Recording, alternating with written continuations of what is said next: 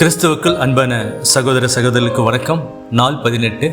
இன்றைய ஆராதனையின் தலைப்பு தேவனை தடையின்றி ஆராதிக்கும் சுதந்திரம், ஃப்ரீடம் டு வர்ஷிப் ஃப்ரீலி.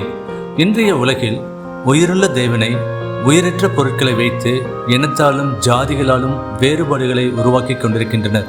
ஆனால் தேவன் நமக்கு அவரை தொழுது கொள்ள எந்தவித தடையும் இல்லாமல் முழு சுதந்திரத்தையும் கொடுத்திருக்கிறார். யோவான் 4ஆம் அதிகாரம் வசனம் 24.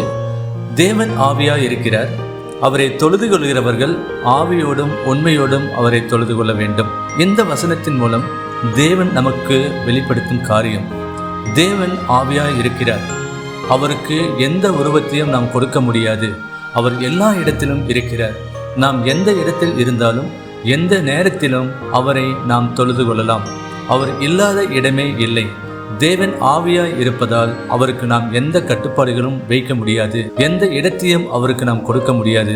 தேவன் எல்லோருக்குமானவர், எல்லா இடத்திலும் இருக்கக்கூடியவர். தேவனை தொழுது கொள்கிறவர்கள் ஆவியோடும் உண்மையோடும் அவரை தொழுது கொள்ள வேண்டும். தேவனை தொழுது கொள்கிறவர்கள் தேவன் எங்கும் இருக்கிறார், எல்லா இடத்திலும் இருக்கிறார் என்கிற உணர்வோடும், அவர் இருக்கிறார், நம்முடைய ஜெபத்தை கேட்கிறார் என்கிற உண்மையை உணர்ந்து அவரை வழிபட வேண்டும். உண்மையான வழிபாடு என்பது கட்டாயப்படுத்துதல் அல்லது சடங்குகள், சம்பிரதாயங்கள் போன்றவற்றை அடிப்படையாக வைத்து பின்பற்றுவது அல்ல. மாறாக தேவனை சுதந்திரமான மற்றும் உண்மையான உறவுடன் பின்பற்றுவதாகும். தடையின்றி தேவனை ஆராதிக்கும் சுதந்திரம் என்பது பயம், அழுத்தம் அல்லது கட்டுப்பாடு இல்லாமல் ஒருவர் தேவன் மேல் விசுவாசம் வைக்கவும், தேவனை பின்பற்றவும், தேவன் நமக்கு செய்த நன்மைகளை வெளிப்படுத்தவும் சுதந்திரம் பெற்றிருப்பதை குறிக்கிறது. சுதந்திரம் என்பது நாம் ஜெபிக்க, தேவனை ஆராதிக்க, வேதத்தை படிக்க மற்றும் ஆலயத்திற்கு செல்ல அல்லது நம்முடைய தேவனின் வார்த்தைகளை வெளிப்படையாக பின்பற்றுவதற்கான உரிமையாகும்.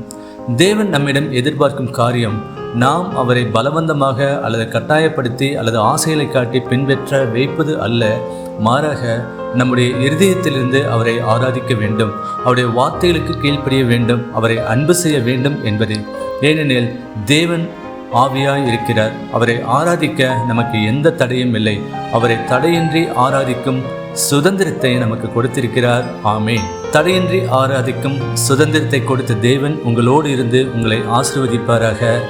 Have a great day.